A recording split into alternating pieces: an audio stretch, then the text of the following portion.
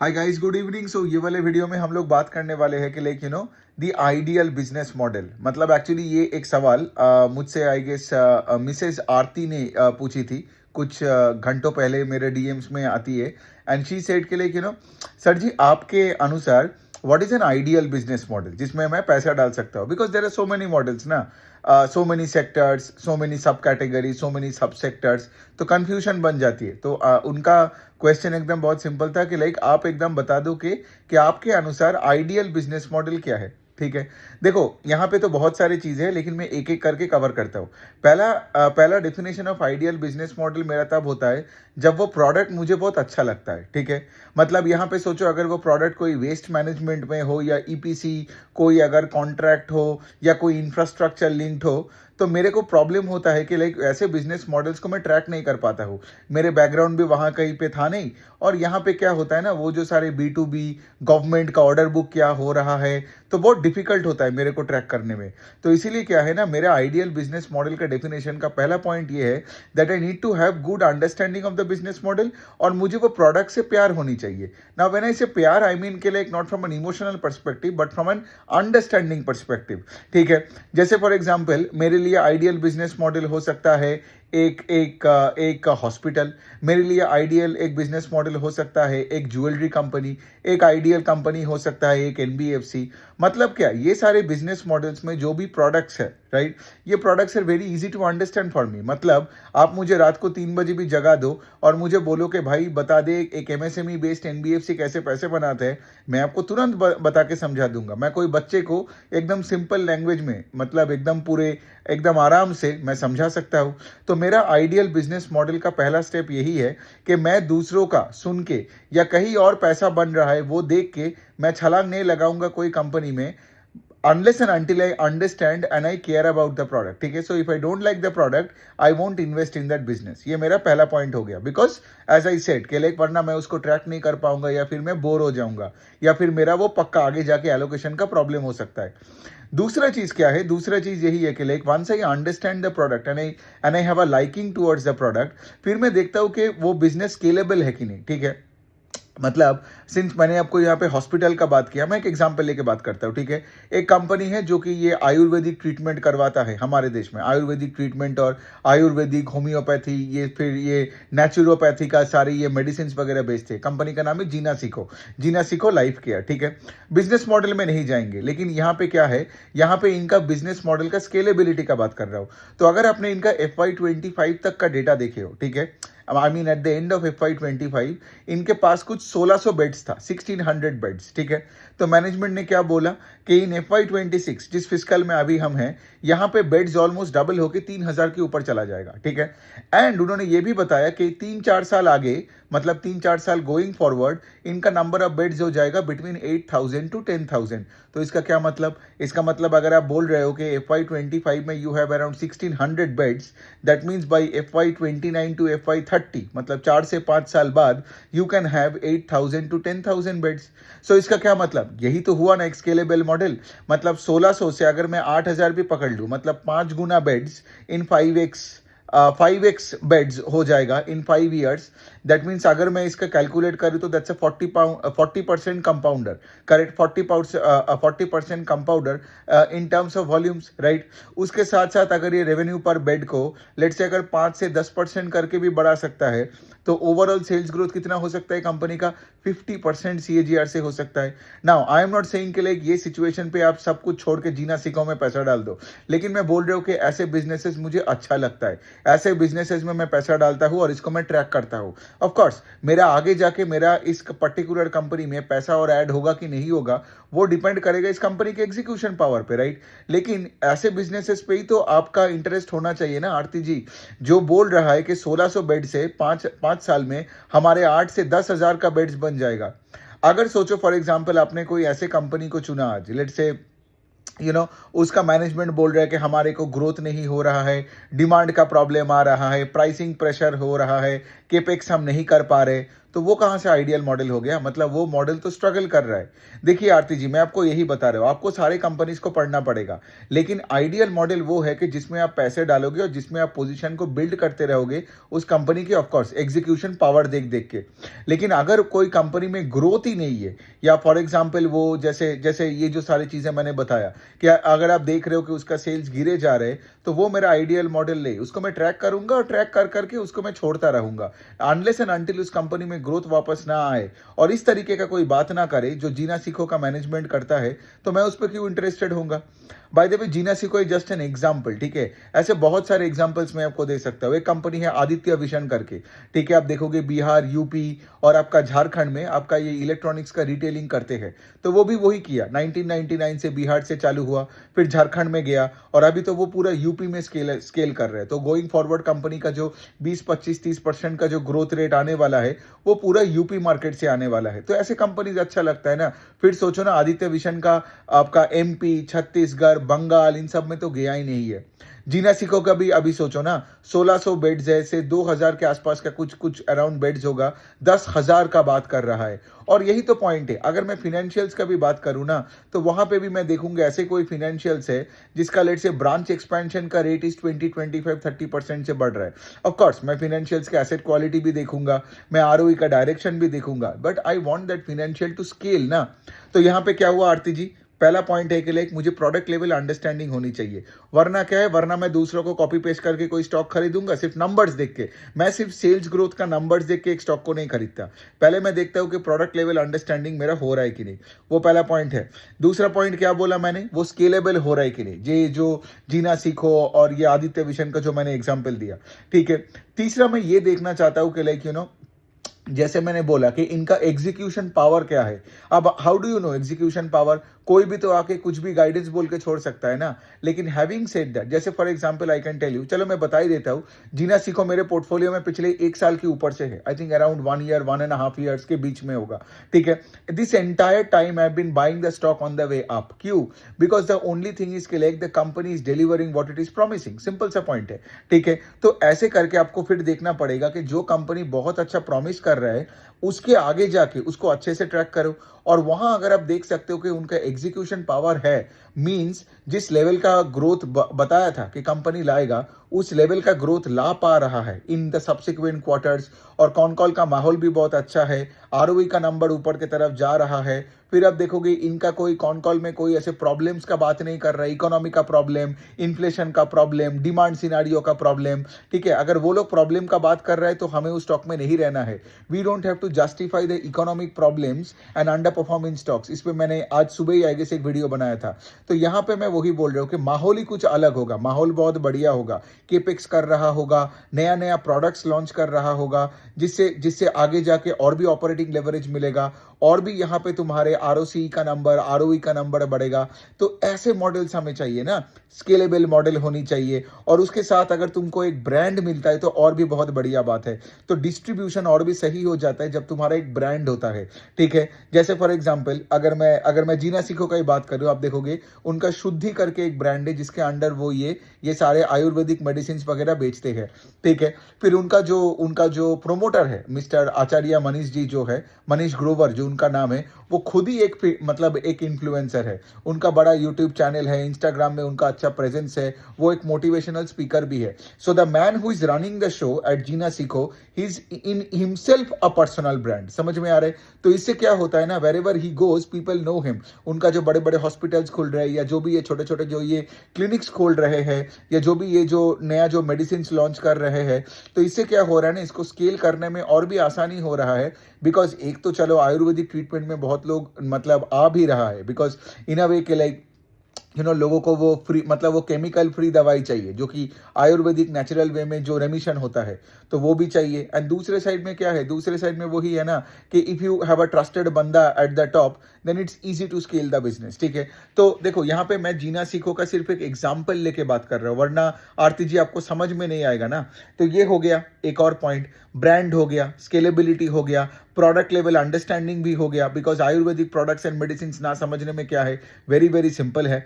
और इसके बाद आपको क्या चाहिए, इसके बाद आपको थोड़ा बहुत ये फिनेंशियल मेट्रिक्स देखनी चाहिए कि आरओई का नंबर किस दिशा में जा रहा है, आपको देखनी चाहिए कि गोइंग फॉरवर्ड बिकॉज देखो the point is I just don't want volume growth at the cost of margin, ठीक है।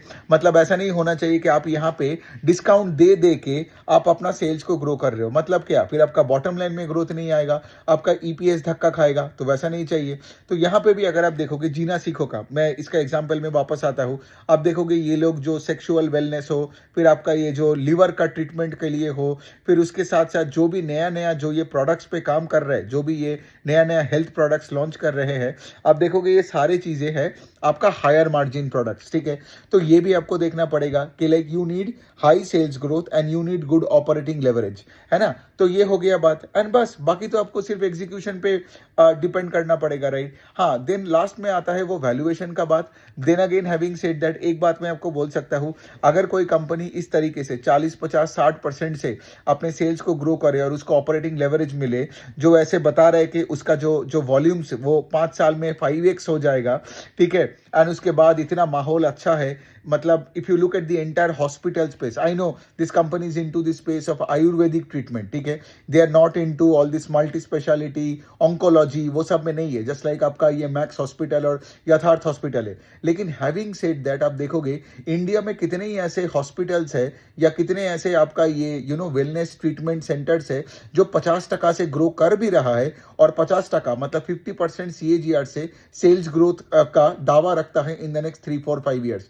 मतलब ज्यादा कंपनीज तो है नहीं, and not only in the hospital and in the Ayurveda space, I am talking about any sector in this country. So मेरा point है कि लाइक अगर ये सब कुछ आप देखोगे ना, ये this becomes one of my ideal stocks ना। आई नो यहाँ पे मैं डिस्क्लेमर डाल ही दिया ना कि मेरे Jeena Sikho is one of my top holdings also, one of my top holdings I would say in my portfolio, ठीक है। So the point that I am actually trying to say is के लाइक मैं इसीलिए ये बताया कि मेरा होल्डिंग कंपनी है बिकॉज यहाँ पे मैं बायस भी हो सकता हूँ, तो यहाँ पे आपको वो भी देखना पड़ेगा। लेकिन प्रैक्टिकली अगर आप देखोगे ना, मेरे को तो इस बिजनेस पे और फिर इस बिजनेस का कैश फ्लोज देखो कितना स्ट्रांग है। जनरली क्या होता है ना, मैं एक चीज देखता हूँ, कोई अगर बिजनेस को बहुत अच्छे रेट से ग्रो करना पड़ता है तो उसको हमेशा अपने कैश फ्लोज को अपने कैश फ्लोज को कॉम्प्रोमाइज करना पड़ता है, राइट। बाहर से कैपिटल रेज करना पड़ता है, लेकिन यहाँ पे वो सब भी नहीं है। सो यहाँ पे तुम्हारा कैश फ्लोज भी पॉजिटिव है, they sitting on a lot of cash and internal accrual से ही they can continue growing at a very high pace, right, for the next few years.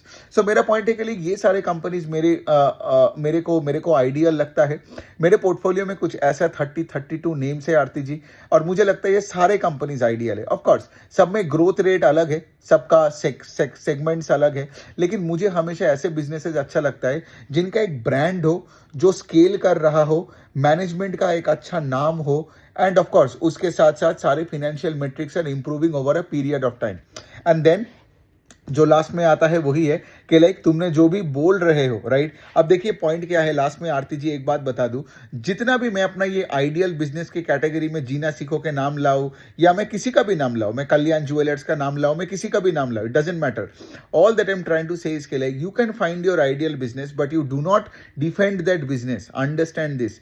ये भी हो सकता है कि Q2 का जब नंबर्स आएगा तो जीना सीखो can completely fuck it up, because I am not running the business ना। सो फार सो गुड, कोई प्रॉब्लम नहीं है, लेकिन कुछ भी नया प्रॉब्लम आ सकता है, कोई रेगुलेटरी चेंजेस हो सकता है against this whole Ayurvedic medicine, you don't know that, you don't know. So उस दिन जब ऐसा सिचुएशन होगा ना, you should have the ability to change your mind immediately and start selling the stock. समझ में आ रहा है? तो यहां पे मैं आपको यही बोलने का कोशिश कर रहा हूं कि लाइक जीना सीखो हो या कोई भी स्टॉक हो आपके पोर्टफोलियो में, you should not look at that stock at an emotional level, no matter how much money that stock might have made you in the past। मैंने पहले भी मेरे लाइफ में ना इनिशियल डेज में ये प्रॉब्लम होता था कि कोई स्टॉक लेट से मेरे को 2x 4x कर देता, फिर उसका पेस ऑफ ग्रोथ घट जाता, तो मेरे को काटने में दिक्कत होता था, and then I would waste a lot of time going forward with that stock, जब उसका चार्ट कुछ नहीं चलता था, मरा पड़ा रहता था। लेकिन फिर मैं धीरे धीरे करके ये साइकोलॉजी में आया, मैंने पूरा अपना माइंडसेट को चेंज किया कि मुझे अपने पास्ट के बारे में सोचना ही नहीं है। मतलब